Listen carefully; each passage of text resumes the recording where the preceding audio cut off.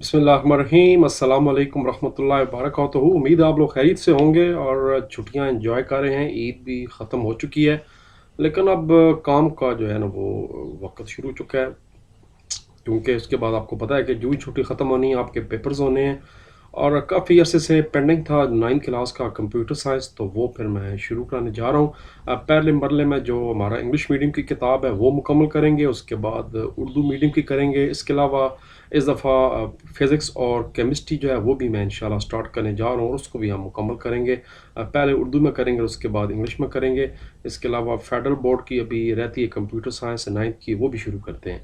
तो सबसे पहले मरले में हम लोग अपना 9th computer science English medium मुकम्मल करेंगे फॉर पंजाब बोर्ड्स। जितने भी बोर्ड्स हैं पंजाब के, उनकी जो किताब है 5 इसके चैप्टर्स हैं और 5 इसकी एक्सरसाइजेज भी हैं। फिर इंशाल्लाह बोर्ड के पेपर से पहले मैं कुछ ऐसी वीडियोस बनाऊंगा जिसमें एक्स्ट्रा शॉर्ट क्वेश्चन और एक्स्ट्रा एमसीक्यूज होते हैं, क्योंकि आपको पता है कि आजकल काफ़ी ज़्यादा जो शॉर्ट क्वेश्चन वो अंदर से भी आते हैं। उसकी फिर मैं बोर्ड से पहले वीडियो बना दूंगा, लेकिन फ़िलहाल जो हमारा मेन काम है हम इसकी एक्सरसाइजेज और चैप्टर मुकम्मल करते हैं सारे वन बाय वन। तो जनाब स्टार्ट करते हैं। पहले अल्लाह तबारक व तआला के पाक बबरकत नाम से आगाज़ हो रहा है computer science class 9 for the Punjab board, और जनाब चैप्टर नंबर 1 है जिसका नाम है प्रॉब्लम सॉल्विंग। हमेशा चैप्टर शुरू करने से पहले एक दफ़ा चेक किए करें कि इस चैप्टर के अंदर है क्या, जिसको SLO कहते हैं, स्टूडेंट लर्निंग आउटकम। सबसे पहले जनाब इसके पहले मरले में प्रॉब्लम सॉल्विंग जो स्टेप्स हैं वो हम पढ़ेंगे, यानी किसी भी मसले को हल करने के लिए, किसी मसले पर काबू पाने के लिए क्या क्या तरीक़ाकार होते हैं वो हम पढ़ेंगे। फिर उसके में से जो एक सबसे अहम तरीका है वो है फ़्लो चार्ट, जो कि ग्राफिकल डिज़ाइनिंग होती है किसी भी प्रॉब्लम की, वो पढ़ेंगे। इसमें फ़्लो चार्ट्स की एग्जांपल्स पढ़ेंगे। फिर उसके बाद एल्गोरिथम है, जो कि मशहूर आलम मुस्लिम साइंटिस्ट अल-ख्वारिज़्म के नाम से एल्गोरिथम बना हुआ है कि किसी भी प्रॉब्लम को स्टेप बाय स्टेप जो सॉल्व करने का तरीका है उसको एल्गोरिथम कहते हैं। तो उसके बाद टेस्ट डाटा आ गया, फिर वेरिफिकेशन वैलिडेशन आ गई, बड़े मशहूर शॉर्ट क्वेश्चन है। एरर्स कितने किस्म के होते हैं, एरर्स को कैसे आइडेंटिफाई करते हैं ट्रेस टेबल की मदद से, और इस तरह फिर हमारा ये जो चैप्टर ये ख़त्म हो जाएगा। तो शुरू करते हैं। जैसा कि रूटीन है, सबसे पहले जो इसकी एक्सरसाइज है पहले वो करते हैं, फिर अंदर से जितने एक्स्ट्रा सवाल शॉर्ट वगैरह बनते हैं वो कर। पहला इसका एमसीक्यूज है, which solutions are not read through proper algorithm. बगैर किसी प्रॉपर एल्गोरिथम के या प्लानिंग के बगैर जो सॉल्यूशन होता है उसको क्या कहते हैं, कैंडिडेट सॉल्यूशन कहते हैं। कैंडिडेट का मतलब होता है अचानक वकूअ पजीर हो जाना, बगैर सोचे समझे, बगैर प्लान किए। जैसे आप कोई एकदम आपकी तस्वीर खींच लेता है, आप वलीमे में बोटियां मुंह में डाली हुई हैं, आपने प्लेट पूरी भरी हुई है, अचानक पता लगा जी कैमरा मैन सामने और उसने आपकी तस्वीर खींच ली, तो इस तरह की जो सिचुएशन है उसको कैंडिडेट कहते हैं कि इसमें पहले से आपको वार नहीं किया जाता। Dash is a graphical representation of algorithm. Algorithm की जो तस्वीरी शक्ल है पेश करना उसको फ्लो चार्ट कहते हैं। फ्लो चार्ट में वो कौन सा सिंबल है जो स्टार्ट और एंड यानी स्टॉप के लिए इस्तेमाल होता है, वो है टर्मिनल सिंबल। ये दोनों एक जैसे होते हैं। Dash means to test if the required solution is है। वो कौन सी चीज़ है जिससे पता लगता है कि क्या जो हमारा रिक्वायर्ड सोल्यूशन था वो मौजूद है, उसको वेरिफिकेशन कहते हैं। और अगर ये चेक करना हो कि जैसा हम जवाब चाहते थे क्या जवाब भी वही निकला, इसको वैलिडेशन कहते हैं। यानी वैलिडेशन जवाब को चेक करना है, और वेरिफिकेशन मतलब ये है कि जो काम के लिए ये प्रोग्राम बनाया गया था क्या उस रिजल्ट शो हुआ है, वो वेरिफिकेशन होती है। वो कौन सा एरर होता है जिसमें जवाब तो आता है मगर जो रिजल्ट है वो हमारी मर्जी के मुताबिक नहीं होता, उसको ढूंढना मुश्किल होता है, वो लॉजिकल एरर होता है। आपको पता है कि लॉजिकल एरर मतलब हुआ कि हमने एक प्रोग्राम बनाया 2 नंबर जमा करने का, बाई मिस्टेक उसको मल्टीप्लाई करा दिया, रिजल्ट डिफरेंट हो गया, तो अब ये खुद आपको ढूंढना पड़ेगा कि ये क्या इशू है। ऐसे प्रॉब्लम्स को लॉजिकल एरर्स कहते हैं। फिर the blanks, before solving problem solving we need to first analyse a program. An algorithm produce a defined set of steps. Flow chart जो है उसमें सिंबल्स और टेक्स्ट होते हैं। फ्लो चार्ट सिंबल को शो करते हैं डिसीजन मेकिंग। ये जो डायमंड शेप है ये डिसीजन मेकिंग के लिए होती है। और verification is use to test the solution. जो वैलिडेशन है वो मैंने बताया था कि वो आंसर करती है कि जो आपका डिजायर्ड रिजल्ट है वो फॉलो हुआ या नहीं हुआ। लो जी, अब बातें हैं असल जनाब एक्सरसाइजें इसकी। मशहूर आलम सवाल, कितनी गाय और कितनी परिंदे एक फार्म के अंदर कुछ काउज एंड बर्ड्स हैं, अगर टोटल मिलाकर इनके 35 सर बनते हों और 110 टांगे हों तो ये बताएं कि टोटल कितने काउज और कितनी बर्ड्स हैं। इसको हम पहले वन बाय वन तमाम सवालों को प्रूव करते हैं। तो पहले सवाल को प्रूव कर लेते हैं। सबसे पहले जनाब आप इसको सपोज़ कर लें जो नंबर ऑफ़ काउज़ हैं उनको एक्स रख दें और नंबर ऑफ़ बर्ड्स को वाई कर दें। उसके बाद टोटल हेड्स कितने हैं? 35 ये हम पढ़ चुके हैं। तो फिर जनाब आपका अब 35 में क्या है कि ये जो हेड्स हैं ये गाय और परिंदों को मिलाकर हैं, तो हमारी पहली इक्वेशन बन गई x plus y equal to 35। इस तरह टोटल टांगें 110 हैं, तो फिर आपको पता है कि गाय की टांगें 4 होती हैं जबकि परिंदों की टांगें 2 होती हैं, तो हमारी अगली इक्वेशन बन गई 4x प्लस 2y 110 बराबर है। ये हमारी टोटल है, 2 इक्वेशन हमारे पास आ चुकी हैं। अब आपने क्या करना है कि कॉमन निकाल लेना है इक्वेशन नंबर 2 में से। तो 2 कॉमन निकाला, अंदर रह गया x प्लस वाई, और इस तरह 110 के बजाय अंदर जहाँ रह गया 70 यानी 35 ज़रबे 2। तो ये हमारी इक्वेशन बन गई 2x plus 2y equal to 70। यहाँ पर भी 35 ज़रबे 2 नहीं आता, यहाँ पर भी बेसिकली 70 आपको यहाँ पर करना पड़ेगा। अब जनाब हमारे पास इक्वेशन तीसरी आ चुकी है। अब आपने क्या करना है, इक्वेशन तीसरी और दूसरी को आपस में सब्ट्रैक्ट करा देना है। पहले इक्वेशन नंबर 2 ऊपर लिखनी है और इक्वेशन नंबर 3 नीचे लिखनी है। साइन चेंज कर देना है, प्लस माइनस हो जाएंगे, माइनस प्लस हो जाएंगे, प्लस 2y माइनस आपस में कट जाएगा। 4x में से 2x निकालें तो 2x रह जाएगा, 110 में से 70 निकालें तो 40 रह जाएगा। तो ये हमारे पास जनाब इक्वेशन आ गई 2x इक्वल टू 40 और x इक्वल टू 40/2 यानी x इक्वल टू 20। अब आप x इक्वल टू 20 की जो वैल्यू है वो पहली इक्वेशन में फिट करें यहाँ पर। तो जनाब 20 जमा y बराबर 35 यानी y बराबर 35 माइनस 20। तो जनाब इस तरह आपके टोटल जो परिंदे हैं वो हो गए 15, y और x ऊपर पहले 20 हम निकाल चुके थे, ये आपकी टोटल गाय रहेगी। अच्छा, ये फार्मूला तमाम के साथ चलता है। अगर डिफरेंट सवाल आ जाए, मसलन वो कह दे जी कि 90 टांगे हैं और 40 सार हैं, तो इसी असूल के तहत ये भी मालूम किया जा सकता है कि टोटल कितनी गायें और कितने परिंदे। तो ये जनाब इसका पूरा सवाल था, इसको आप चेक कर लें। वापस आते हैं, अगला सवाल है define problem analysis, explain your answer along with example. Page number 3 निकालते हैं जी, ये किताब के अंदर से है। इस वक्त हमारे पास पेज नंबर 2 है और ये पेज नंबर 3 है। जैसे जैसे मैं कहता हूँ ऐसे चलना है, यहाँ से शुरू करना है। Understanding of a problem usually include identification of 5 W's यानी what, who, when, where and why. Problem analysis जो है ना वो तरीका है जिसमें 5 W का इस्तेमाल करते हुए हम किसी भी प्रॉब्लम को अंडरस्टैंड कर सकते हैं यहाँ तक। उसके बाद एग्जाम्पल भी पूछी गई है। अब ये शॉर्ट भी आ सकता है और ये लॉन्ग भी आ सकता है, एग्जाम्पल भी पूछी गई है। तो एग्जाम्पल नीचे दे दें, वही कि टीचर आपको काम देती है। एक स्कूल के अंदर आपको टास्क मिला कि भाई ऐसे बच्चों की लिस्ट बनाएं जिनका नाम ए से शुरू हो रहा है, और आपको उन्होंने 1 हफ्ते का टाइम दिया। तो आप इसमें जनाब 5 W हम करेंगे इम्प्लीमेंट। पहले मतलब W क्या है, व्हाट करना क्या है कि स्टूडेंट्स की लिस्ट मालूम करनी है, उन बच्चों के नाम जो ए से शुरू हो रहे हैं। हु, किन के, स्टूडेंट्स के। वाई, क्यों, क्योंकि हमने डायरेक्टरी पर हमें लिस्ट निकालनी है एन बच्चों की। व्हेन, कब, 1 हफ्ते के अंदर अंदर, कहाँ पर, where, school.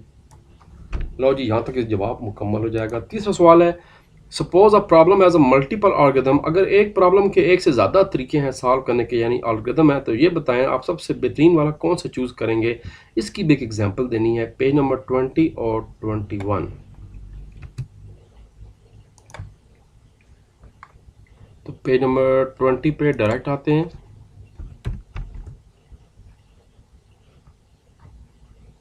Low ji, page 20 आ गया।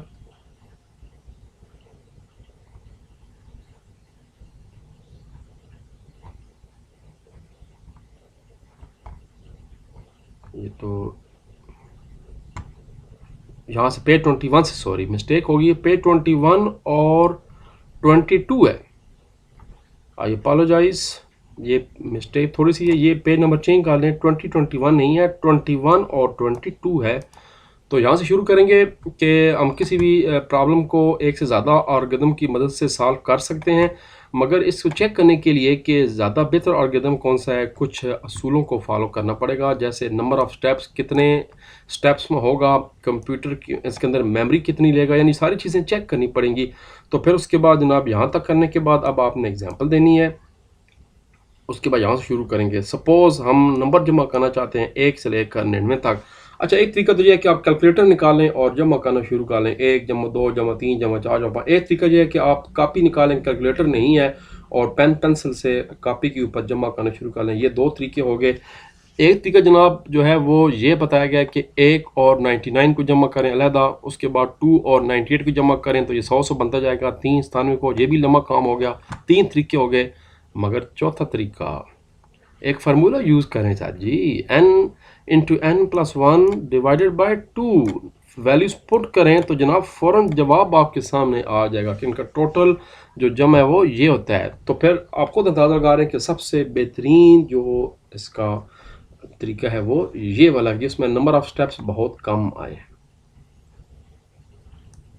अच्छा, ये तरीका मुझे भी पहले पता नहीं था। जब मैंने कंप्यूटर साइंस पढ़ाया कॉलेज में तो फिर मैंने कहा यार क्या ये कमाल बात है, वाकई कितना यानी आसान फार्मूला है।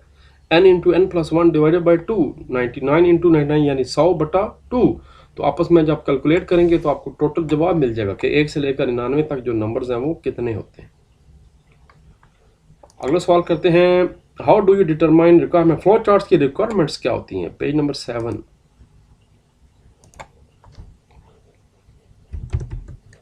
आप चेक करना पड़ेगा पेज नंबर 7 किधर है। ये पेज नंबर 4 है, 5 है, 6 है, 7। लो जी, इन फ्लो चार्ट यूज इनपुट, उसका आउटपुट होता है, डिसीजन मेकिंग होती है और प्रोसेसिंग होती है।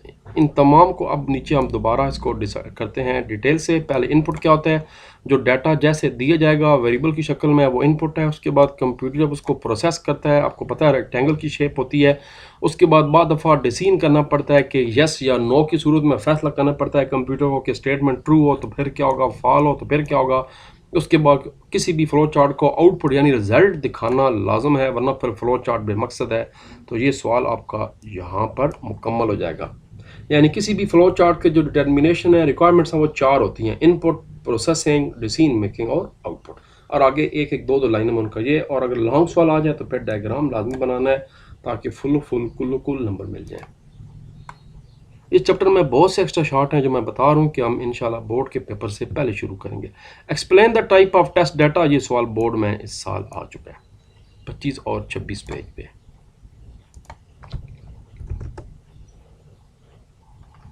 जनाब टेस्ट डाटा आ गया, वो डाटा जिसका रिजल्ट पहले से प्रोग्रामर्स को पता होता है।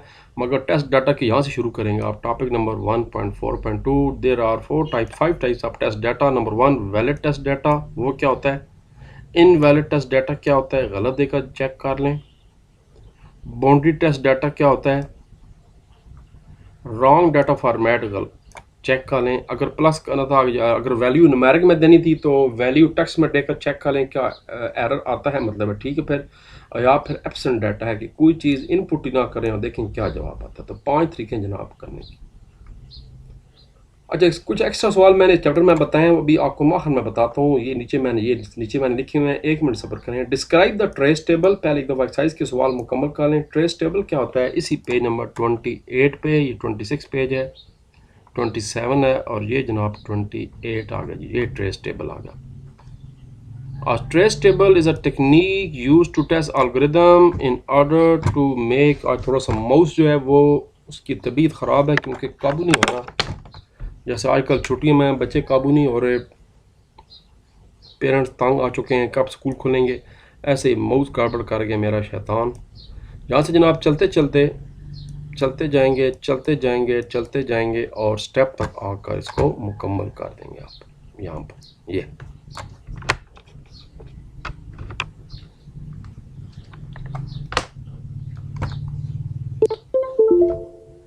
लो जी जनाब, अब फ्लो चार्ट से, मगर फ्लो चार्ट कराने से पहले मैं एक्स्ट्रा सवाल आपको बता दूं। पेज नंबर 26 पे बड़ा ही मशहूर सवाल है, वेरिफिकेशन क्या होती है और वैलिडेशन क्या होती है। पेज नंबर 26 पे निशान लगा दें जल्दी जल्दी। एक्स्ट्रा सवाल है, ये बोर्ड में सवाल पिछले 2 सालों में आ चुके हैं। ये हो गया जी, पहले वेरिफिकेशन क्या होती है और नीचे हो गया वैलिडेशन क्या होती है। फिर एक्स्ट्रा सवाल बनेगा advantage and disadvantage of flow chart, और इसी के साथ है advantage and disadvantage of algorithm. और पेज नंबर 23 पे मशहूर आलम सवाल है, तकरीबन हर साल नहीं आता मगर बहुत दफ़ा आता है, एल्गोरिथम और फ्लो चार्ट्स में क्या डिफरेंस है। तो पहले चलते हैं जी पेज 23 पर। अब पेज 23 आ गया। पहले तो आगे जी difference between algorithm and flow chart, दोनों का फ़र्क मालूम कर लें। उसके बाद फ्लो चार्ट्स के एडवांटेज क्या हैं, ये भी शॉर्ट बोर्ड में आ चुका है। फ्लो चार्ट्स के डिसएडवांटेज क्या हैं, ये भी बोर्ड में शॉर्ट आ चुका है। फिर अगले पेज पे आ जाएं, algorithm के एडवांटेज क्या हैं, ये भी बोर्ड में आ चुका है। algorithm के डिसएडवांटेज क्या हैं, ये भी बोर्ड में आ चुका है। ये तो जनाब हो गए थे अब सारे सवाल एक्स्ट्रा 4। अब हैं जी बात सारी फ्लो चार्ट्स बनाने हैं। Draw the flow charts for the following problem, one by one बनाते हैं। ये सारे लॉन्ग सवाल बोर्ड में आ चुके हैं और आ सकते हैं। 2 नंबर ऐड करें, 2 नंबर लें, n1 और n2 यानी 2 वेरिएबल हैं, और चेक करें कि क्या n1 n2 पर डिवाइड होता है या नहीं होता। आपको पता है एक मॉड फंक्शन है जो कि रिमाइंडर वापस करता है, तो ये सारे सवाल मॉड फंक्शन से होंगे। तो जनाब पहला फ्लो चार्ट ये है आपके सामने। पहले स्टार्ट लेंगे, उसके बाद जनाब इनपुट 2 वेरिएबल लेंगे n1 n2, उसके बाद चेक करेंगे n1 को डिवाइड करेंगे n2 पे। मॉड आपको पता है इसका मतलब है मॉडुलस, यानी जो कुछ n1 में है उसको n2 पे डिवाइड करो और देखो कि बचता क्या है पीछे। तो अगर तो 0 बचता है यस, तो फिर मतलब है ये आपस में डिवाइड नहीं होते। अगर जनाब बचता है नो, तो फिर मतलब है ये डिवाइड होते हैं, और उसके बाद प्रोग्राम आपको हो जाएगा एंड हो जाएगा।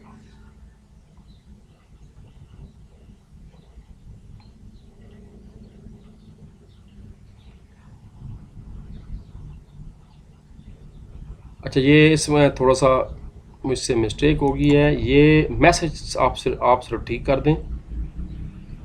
यहाँ अगर डिवाइड हो रहा है तो फिर कॉमन सेंस की बात है कि print n1 divided by n2, ये नॉट बीच में से मिटा दें। और अगर नो है तो फिर आप यहाँ पर लिखेंगे print n1 not divided by n2।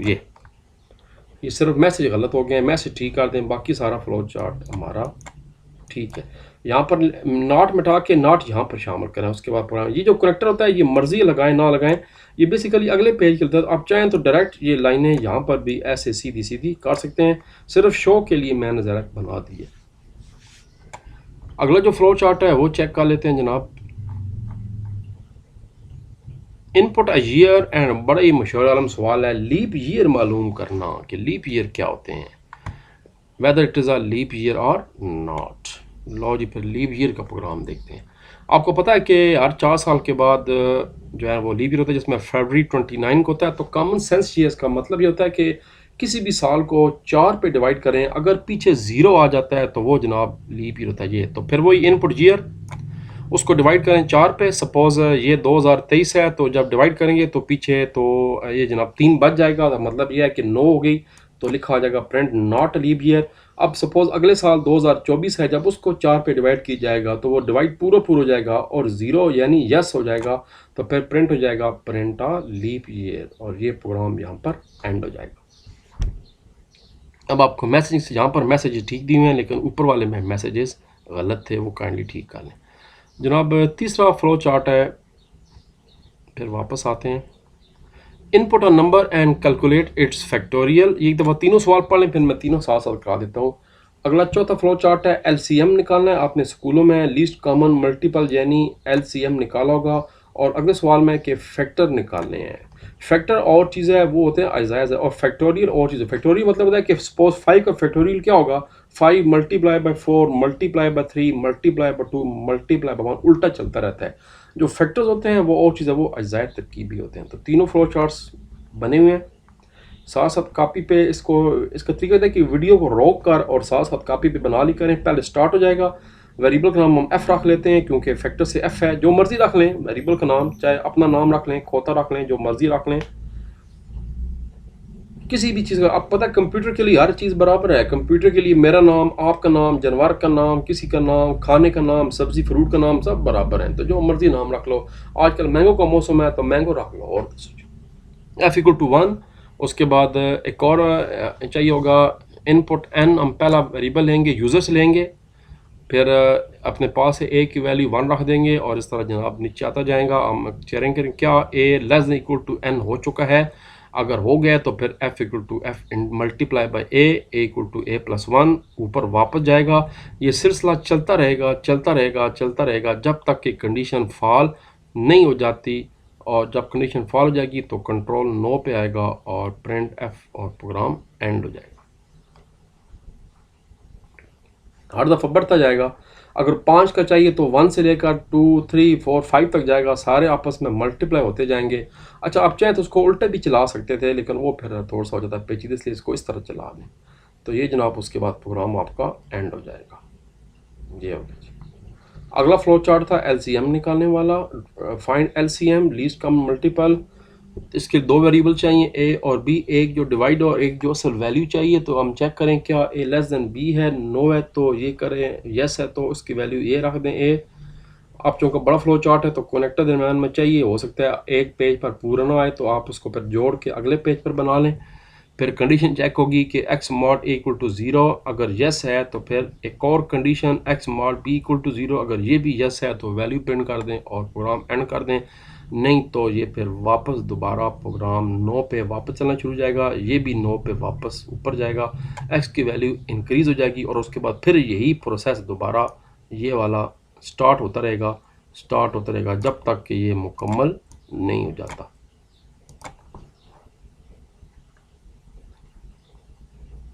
Long सवाल 8 नंबर का बिल्कुल ये भी आ सकता है, इसको चेक कर लें।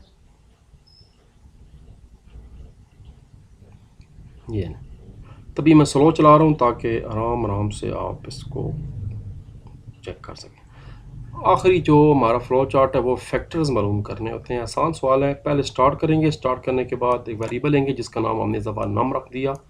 मैं बता चुका हूँ जो मर्ज़ी वेरिएबल रख लें और उसके बाद इसकी जो नम की इनिशियल एन की वैल्यू है वो 1 रख दें।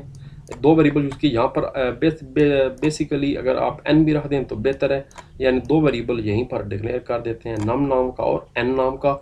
एन की वैल्यू 1 हो गई है, वेरिएबल चेक हुआ, इसकी कंडीशन चेक हुई, क्या N less than equal to num है, यस है तो फिर जनाब चेक करते जाएं mod N equal to zero, अगर ये भी यस है तो फिर वैल्यू प्रिंट कर दें और प्रोग्राम जनाब आपका वापस चला जाएगा। अगर कंडीशन शुरू से ही फॉल हो चुकी है नो, तो फिर जनाब प्रोग्राम आपका चलता चलता चलता एंड पे हो जाएगा। ये तो आराम से दोबारा फिर मैं दिखा देता हूँ, आप इसको नोट कर लें। यहाँ पर एन रख दें, का नाम कामा एन रख दें, दो वेरिएबल होते हैं डिक्लेयर करने होते हैं यहाँ पर इस प्रोग्राम के लिए। और इस तरह जनाब ये प्रोग्राम आपका एंड है और उसके बाद शुरू हो जाएगी आपकी एक्सरसाइज नंबर 2। मगर उसके लिए मिलते हैं अगले लेक्चर के साथ। अपना ख्याल रखिए, अल्लाह हाफिज़। मिलते हैं जी अगले चैप्टर नंबर 2 के साथ। पाकिस्तान जिंदाबाद।